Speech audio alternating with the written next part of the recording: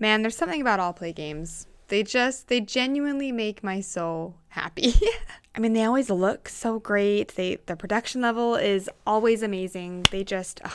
Props to you, Allplay. I mean, round of applause. Well done. Hello, everybody. Welcome back to Board Game Buzz today. My name is Carly, and today we're going to be chatting about 3 Allplay games. These are some new titles, or recently released titles, that Allplay has produced. This is going to be Twinkle Twinkle, Waddle, and then Ruins. Whenever I get lots of games sent to me, or kind of big groups of games from a single publisher, I actually like doing these comparison videos because honestly, it's the videos and content that I am personally looking for when I'm trying to find information on games, because obviously shelf space is limited for probably most of us, as well as money, right? Board games are just getting more and more expensive. So what are the ones that are really worth my time? So this is going to be kind of a roundup video, basically chatting about Twinkle Twinkle, Waddle, and then Ruins, and which one is my favorite. We're going to be diving into each of these games, explaining essentially kind of how it works, just giving a general overview along with what I liked and didn't like. And then at the very end, we're going to round out how I would personally rank these 3 titles. But before we jump into this review, if this is the first video of mine that you've seen, welcome to Board Game Buzz. We're so happy to have you here. If you wouldn't mind liking, subscribing, doing all the good stuff to support me and the channel, I would super appreciate it. But without further ado, let's kind of dive into this ranking of some Allplay games.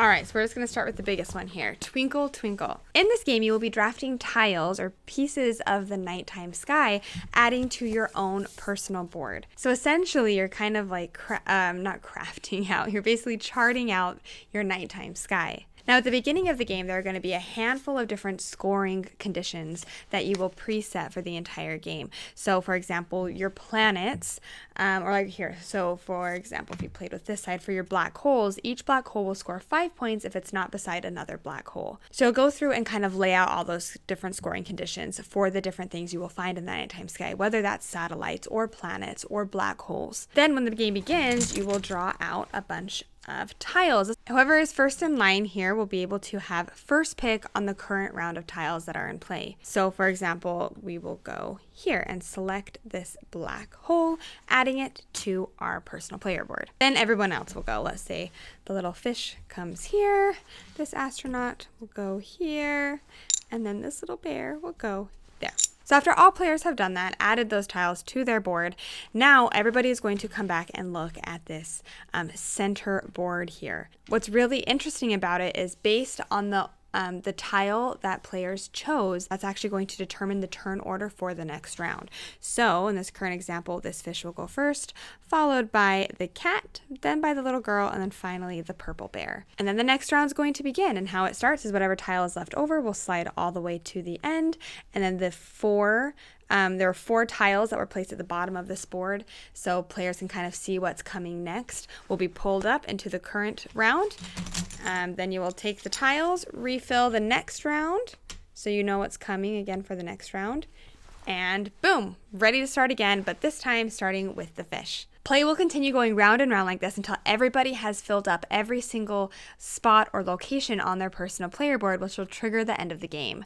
Once that happens, players will go through and score up all of the different scoring conditions and things that you are trying to accomplish on your board. Again, your satellites, black holes, asteroids, planets, and comets were all kind of predetermined at the beginning of the game in regards to how those score. So those kind of fluctuate and change. However, there's some things that no matter what other scoring conditions are on the board will inevitably score points, such as nova stars. These are fully filled in stars that you could place out on your board. Each of those are inherently worth 1 point at the end of the game. You also will be scoring your large constellations. So however many stars make up constellations, you will be able to score additional points that way. And then whoever has the most points at the end of the game wins. It's a very simple, easy, straightforward tile placement game. And let me tell you, I love it. I love this game. So let me tell you why. First off, initially why I just love it so much is because I adore tile placement games. And so already I was a little bit kind of biased towards this because it has that tile placement element, which I love. But I also love the theme so much. I think it's so fun to slowly piece together the nighttime sky. But what I really, really loved and how this game implemented it is the tile selection, right? And based on what tile you choose will determine your turn order for the next round. There's always this line of tiles that is showing you what is coming next, right? And so sometimes it adds that good tension where sometimes you might want to actually take the crappier tile, but then you know for sure that, like, for example, if I really didn't need this tile, right? But I really needed a tile that was going to be coming up the next round, well, I might just take that very top tile and try to figure out a way for it to generate something just so I know that for the next round, I can absolutely get that one tile piece that I need. It's a small little twist, right? A small little gimmick. I know other games have used it before, but I just love it. I love that in games where what you pick determines turn order. I always find that so interesting. Something else that I adore about this game, which again I love in all games that have it, are scoring conditions that can change or be altered, right? So every time you dive into this, you're like, okay, I actually want my black holes to be scoring this way this time. It gave me just enough change that switched up the puzzle just enough that made it engaging. It made it interesting. It makes it more replayable because of that. But then, of course, you have those staples that you can always rely on, right? You can always rely on scoring your 2 largest constellations along with the number of constellations that you have, along with your nova stars, which each of those nova stars are inevitably worth 1 point at the end of the game. So you're always wanting stars, right? And then trying to map your stars, because stars, their constellations will take up a lot of space around your planets, or your black holes or your satellites. And so trying to figure out that perfect combination of how much space to give for other things, I loved it. Lots of Allplay games are like this, right? Where you can just break it out, sit down and play. This one is no different. You can sit down and play this. I play this with my children all the time. They have just been loving it. Again, there's just something about that nighttime sky. And I feel like oftentimes when we do play games, it is kind of right around bedtime, right? Or after dinner when we want to sit down and play a game. So I actually really like the theming of this because it's night. It's night outside. It's kind of dark.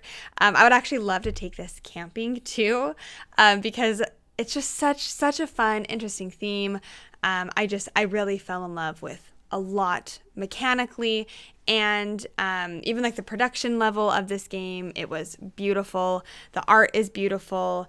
Yeah, I think they did a really good job with this one. So hopefully that kind of gives you an idea of how Twinkle plays, along with my thoughts. Let's jump to the next one. In Waddle, players will be playing as little groups of penguins, and you'll be going out onto these ice floes, basically trying to get control around certain fishing holes in the hopes of scoring the most points. So this is essentially kind of like an area control game that has an interesting turn order kind of mechanism to it, which I find really interesting. So let's kind of dive into what's happening on your turn. Oh, and before we dive into that, the setup for this game is super easy. Essentially, you get a bunch of these tiles, and you will sort them out based on your player count and just shuffle them up and randomly kind of create this ice flow in the center of the table. If you want a more advanced game, you can kind of create gaps or spaces between certain tiles, so you can kind of arrange it how you want, which makes it really interesting from the beginning of the game. But essentially on your turn, there's this really interesting marble track that's happening. One side is active while the other side is basically preparing for the next round, essentially. So in this current example, it's red's turn, and you always start with 1, working your way up to the highest number of watering holes. So right now we're going to be at this first location. Because it is my turn, I can choose to place one of my penguins on one of the surrounding ice locations around the active watering hole. So for example, I could place right here. And boom, that's my turn. So now I will actually pick up this red marble, bringing it to the back, showing that now I'm last, right? And then green would go. So for example, let's have green. Green will decide to place as well. Whoops, we will have green placed right here. And again, green's turn is over, so green will come down. Now it's yellow's turn, and let's pretend that yellow actually doesn't want to place at all around this particular watering or fishing hole. So what yellow is actually going to do is choose to pass, or it's called scouting ahead technically, but she will take this her little marble, bringing it to this secondary track, showing that she is actually going to wait for the next round, and now she's going to be first in the following round. So play will continue with players placing, moving their marble to the back, or just choosing to pass, and it's going to continue until everybody has eventually passed, whether choosing to pass or being forced to pass because there's no more empty or open locations. After this first fishing hole or this first round is over, then this little thing will get picked up. You will find the second fishing hole, which is around here somewhere, right here. And now the game will start again, or not, the next round will begin. Again, now starting with the yellow player. And this will continue going through until every single ice location on this board that you randomly laid out in the center of the table is full. So now that you kind of understand the mechanics, let's talk about how scoring works. At the end of the game, one of the big things you are going to score up are your waddles. A waddle is a group of penguins, in case you didn't know. Each of your groups of penguins, you will go through and score up how many adjacent penguins of your player color are within that group, and you will score points accordingly. For example, if I had a group of 7, I would score 28 points for that group. So that's kind of one of the things that you're focusing on this main board, is you are kind of trying to get your penguins beside your other penguins. But that's not the only thing that you're going to be scoring. That's not the only reason why your placement is important, because you will also go through and score up each of these fishing holes. Many of these fishing holes are actually associated with points, which whoever has the majority around that fishing hole will then score up those points at the end of the game. What's interesting though is based on the way that you lay out your main board here, some watering holes actually might be bigger than others, basically meaning there's more areas and more areas you have to fight over in order to claim it. So for example, right here, I really hope you can see on the main board, but this 1, 2, 3, 4, 5, this area has 5 technically fishing holes that are joined together, forming one big one. And within that there is 1, 2, 3, 4 scoring conditions. So whoever has majority would get the highest amount of points, right? And then slowly working their way down, scoring up the lower points when it comes time to score the fishing holes. So that's essentially it. It's a pretty straightforward game. You are basically just going out, placing your penguins. Every single player color, most of your penguins are just single penguins, but you do have, I think it is 2 penguins that are actually double penguins. So it kind of gives you, again, just a whole extra point, a whole extra penguin.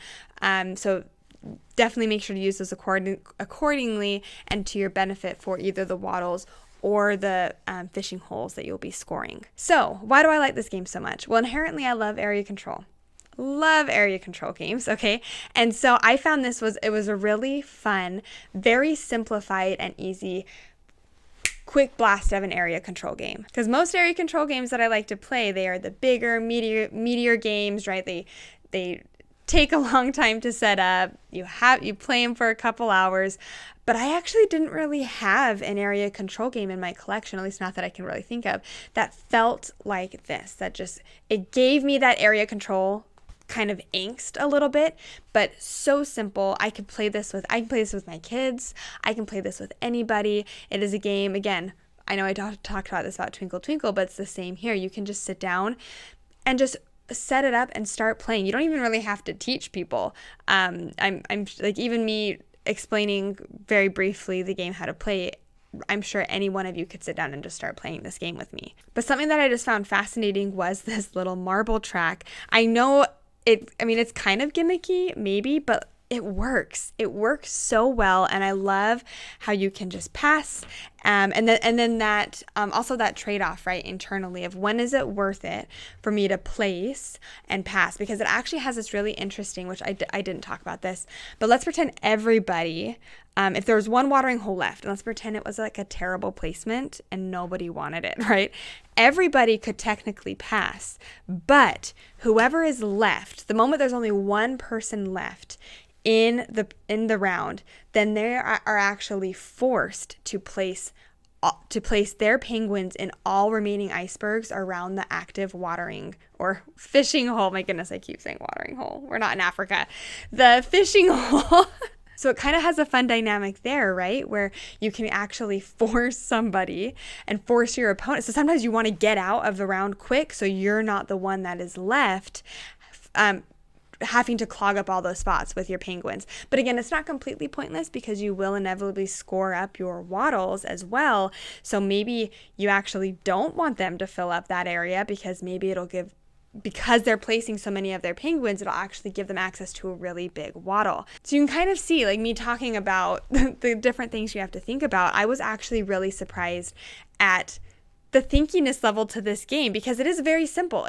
What you're doing is very simple, very straightforward, but it gives you a really good tension with it. The game moves at a really good pace. I never felt like it was long because there are tiles in here that you will shuffle out based on lower player counts or higher player counts.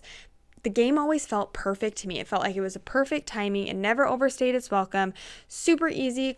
Like I can just throw this in a bag, sit down and play it. And something else that I enjoyed are the couple of expansions that you can actually play with.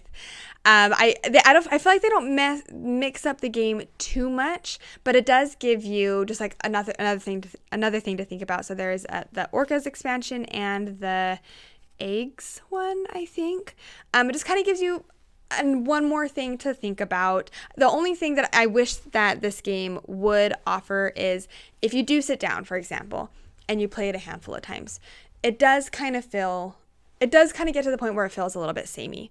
I wish that there was, whether it was individual player powers or stuff you could unlock, or just something maybe a touch different from game to game. That's really my biggest negative. Did I just say biggest negative? My biggest negative to this game is I wish that it kind of kept drawing me back because, I mean, I could play this game once and just kind of get it out of my system, and then I just don't really feel the need to play it again for a little bit because I know the experience that I'm going to get when I pull this off to the table, or when I, oh my goodness, my words today, when I bring this to the table. I'm sorry, it's been a long weekend. I know the experience, and it's a great experience, but there's just not that level of, I don't know. I wish it was slightly more different game to game. That's what it comes down to for me. But in terms of just a really quick, simple, snappy, kind of area control-esque kind of game, I think this nailed it. I thought it was great. All right, so let's round this out and jump into Ruins now. Ruins is essentially a card shedding game where players are competing trying to get rid of their hand of cards the quickest. While it is a card shedding game, it is also a card shafting. Oh my goodness, a card crafting game. Essentially how turns are going to play out is whoever is starting the round is they are going to kind of lead. Is it a trick? Maybe lead the trick, kind of. So for example, I would lay down 2 7s. Now whoever is next in turn order would have to match, if not exceed, what I already put down on the table. So for example, Susan would have to put down 2 7s. You can match somebody in this game, so she could put down 2 7s or 2 8s or 2 9s or 2 10s or whatever. She just has to match or beat what I had previously put down. If somebody can't, then they would just pass and essentially kind of bow out of the round, and it would continue until everybody has passed except for one. And then whoever won that particular round would continue again, and this would just continue until somebody depletes all the cards that are in their hands. But that's not it, because I did mention how there was a little bit of a twist. Essentially, there are a lot of different ways that you can actually change or modify these cards that are in your hand when you do initially place, right? So let's pretend I didn't put down 2 7s. Pretend I had to put down, let's say I really wanted to put down 2 6s, for example, okay? And I have this 6 and a 5. Well, when you do place down cards, then you actually have the opportunity to, the cards that you are placing down, craft them or change them. You may have to pay, well, you will have to pay the fire cost for doing that. But for example, I could spend 2 of my fires here to take this little clear card and slot it into this card here, which immediately is actually giving me an ability that alters how much this card is worth, right? It was a 5, but now it is actually a 6. So now I actually can successfully lay down those cards, and yeah, I'm still in the round. So those are one of the things that you can do in regards to modifying cards. Now there's 3 different kinds of modifiers, so every card can actually be modified upon multiple times. There's yellows, there are blues, and then there are pinks. So once a card actually has those 3 in it, you can't continue to modify it, but you can modify them quite a bit. And then on top of that is at the beginning of the round, players can actually look at their cards and pick one of their cards to flip from their daytime to their nighttime. For example, let's say I wanted to take this 7 and switch it to its nighttime side. So I would just flip it like this, and boom! Now it is on its nighttime side, which this nighttime side is inherently giving me an ability as well. But now I can use this card as a 4 instead of its 7. So you can kind of see the different elements of kind of what you will be crafting with your cards. And again, the point is to try to be out first. Depending on what order you actually got out of that round, right, where the first, second, third, or whatnot, you will get a certain amount of points. If you do, if you are in last, though, you will actually you get negative points. So you never want to get last. Never, ever, ever. Something that is interesting to note about this game is once the round is over, right? Let's pretend I was completely out. All the cards that are used for that game will actually be reshuffled up, okay? And then re-divided and sorted out to everybody at the table. So just because you are crafting cards, it doesn't actually necessarily mean you will retain those cards. There's only one way to retain those cards, and that's with these markers here. Every single player has 2 of them, and these are essentially you can claim cards for yourself. So if you have beefed up a card that's fairly juicy, right? It's giving you a lot of points, or you'll be able to win a decent amount of tricks with them, you actually can slot these into your cards, claiming them for yourself. So when the cards do get shuffled up and repassed out to everybody, if another player gets randomly dealt your card, they actually have to hand it back to you. So you can kind of use these to your advantage, kind of try to find those particular cards or combinations that work really well for you. You can claim them. So in regards to the end of the game, if a round starts that somebody is at 9 or 10 points, the game immediately ends and they win. There is an interesting kind of different way that you can possibly end, though, which is in a showdown. If at the end of round 4 nobody has won yet, then actually the player with the most points is going to do like this showdown round with the player who went out first in the last round. And they will do one more round together, no matter where anybody else is on points. And whoever wins that will then win the game. So hopefully that kind of gives you a general idea. The card shedding game, trying to get rid of your hands and crafting your cards in certain ways to help you do that. So let's kind of chat about what I liked and didn't like about Ruins. That element of card crafting really, really intrigued me when I first heard about this game. This is why I was originally drawn to it. I never really played a game like that, where you have cards and as the game goes on, you actually can alter them or change them, and I found that idea really interesting. I will say that for whatever reason, it didn't quite hook me as much as I was hoping it would. And honestly, one of the biggest reasons why is because I felt like from round to round, every time I upgraded a card, right? Yes, it helps me initially, like don't get me wrong, but I really didn't like how at the end of the round, all the cards get shuffled up, right? And then redealt out to people. Yes, you have 2, right? 2 cards that you can claim for yourself. But I wish, I hated feeling like I was putting forth effort for something that doesn't really, again, it helps me in the round, but I just know at a future point, that card is going to go to someone else and help them. I don't want to be helping my opponents. I don't want to be helping them. And so I didn't like that. It kind of put me off a little bit towards the game. I think a lot about these card sleeves and the idea was really cool. And I really like the artwork in this game. I love how when you are crafting the cards, you are physically kind of building a building onto these locations. And you actually can see that. Like you can see the buildings that are built. But I don't know. Something about it didn't quite have the payoff that I was hoping it would. Another thing is the more you build these cards, right? Let's pretend this card actually does have all of them. There is a noticeable weight difference in regards to a built out card and one that's not built out. Like you can feel, even just holding, you can feel how heavy this card is compared to this one. Especially, let's pretend you have a really built out card and you claim it, right? This is a very meaty card. And you just can so clearly tell. I don't care who's shuffling.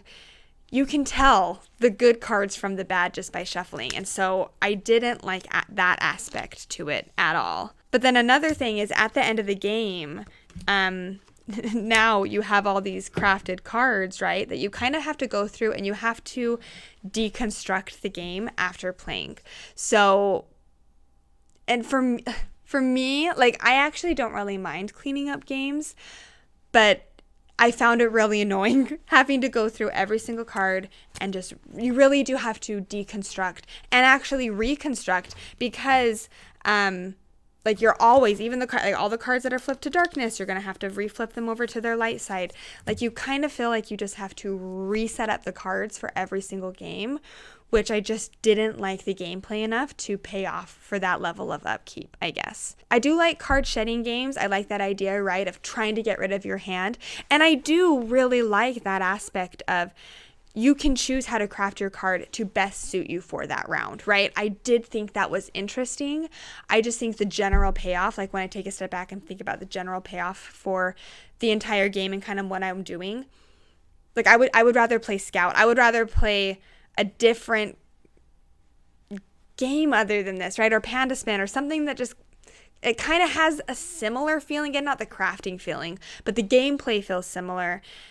And I would just probably rather play one of those. Another thing is I really didn't like how the showdown ending was. That was really weird to me. Like, it didn't fit, especially if you're playing like a 5-player game. Everybody's sitting down playing, right? And then you get to the end of the 4th round and realize, oh, nobody's won. And then it just goes down to 2 players. And it's not even whoever's in first and second. It's whoever's first and then who won that last round. So, I mean, the argument could be made that it's a catch-up mechanism. But it's not even a catch-up mechanism because it's the person who won. So it's not even the person who's, I don't know. It's so weird because then everybody else around, sorry, I'm getting heated because it really annoyed me. It's weird because then everyone around the table is just like, okay, well, we just know we're out. So, like, do you just want to go get some food while they figure out who won? Like, I don't like that, like, at all. There was a lot about this game that I really wanted to like. For me, honestly, it just fell flat. There really wasn't too much that I did like or enjoy about this game. I like the idea and I really wanted to like it. As it played out, I just didn't. It just didn't quite work for me. So, having said that, let's bring it back up top and let's chat about all 3 of them, my final thoughts, and what I would rank these games. So hopefully those overviews kind of gave you a general idea of how the games operated and played, along with my personal thoughts on them. Let's get to ranking, though. In 3rd place is going to be Ruins. I really enjoyed the card crafting element to that. I thought that was interesting and how the game went on. You were kind of reusing and replaying those cards. But for whatever reason, it kind of bothered me how the cards that I was crafting, I was crafting them right, trying to kind of suit what I needed for my hand, but then eventually all those cards are just going to get poured out back into the board, randomly shuffled up, and then randomly dealt out into the table again. Again, a different configuration. So it's interesting from that aspect because the cards are always kind of shifting and changing within a game, which I don't think I've personally played something like that, but something about me putting forth the time and effort to craft that card that can potentially be handed over, which it will be handed over to somebody else, most likely multiple times throughout the game. It just messed with my head in kind of the wrong way. Like, I didn't like that feeling, I guess. Personally, where this game is sitting for me is at a 6. I would probably give it a 6 out of 10. I would play it again if somebody else really wanted to play it with me, but it's not one that I feel the need to keep in my collection or that I would pull off the shelf. In 2nd place, I'm going to be putting Waddle. Now, I really liked Waddle. I liked this one since the moment I actually played an early prototype copy of this game. So I did do a first thoughts video before the crowdfunding before the crowdfunding project launched for this game, and I loved it. Honestly, since my first play, I've loved this game. So I was so happy I was able to get my hands on a final copy and kind of see the finalized idea. Really, the only negative that I have for this game is I wish that it kind of felt a little bit different. Like, I almost wish that there were a handful more modules or a couple different things that you could, like, almost like individual player powers or something that gave it a little bit more oomph. So much about this game I really, really liked. Where it's actually sitting for me is a 7.5, maybe an 8. I could see it potentially going to an 8. But out of all three of these, by far my favorite is Twinkle Twinkle. I love this game. I love, inherently I love games where you are drafting tiles, right, to add to your board in the hopes of scoring points in certain ways. I love how there are, it does give you that variety, which I feel Waddle kind of lacks a little bit in regards to the different scoring conditions, changes up that puzzle that way. But I love the marriage of where you place. But basically, you want to get the tiles that you need, right? But then you're also in the back of your head remembering that, okay, where I place is also going to determine my turn order for the next round. I love the theming of your charting out your night sky. You're seeing the black holes, you're seeing the planets, you're trying to connect your constellations. Like, everything about it is just completely my type of game. Right now, Twinkle Twinkle is sitting at an 8.5 for me. I really, really like this one a lot. I actually have yet to play with the expansion. I actually would like to do a follow-up video specifically just talking about Twinkle Twinkle with the expansion because I like this game so much, and see what the expansion adds, because I am anticipating, if it's as good as I'm thinking it's going to be, this could even rise up to a 9 for me. All right, so having said that, those are my rankings for these 3 new Allplay titles. Again, Twinkle Twinkle, Waddle, and then Ruins. If you personally have played any of these games before, or if you've played all of them, please let me know your personal rankings in the comment section below. And if you are interested in any of these games, I'll make sure to have links in the description below. Thank you so much for watching this video today. If you wouldn't mind liking, subscribing, and doing all the good stuff to support me and the channel, I would really appreciate it. But until next time, I hope you have a great rest of your day, and we'll see you later.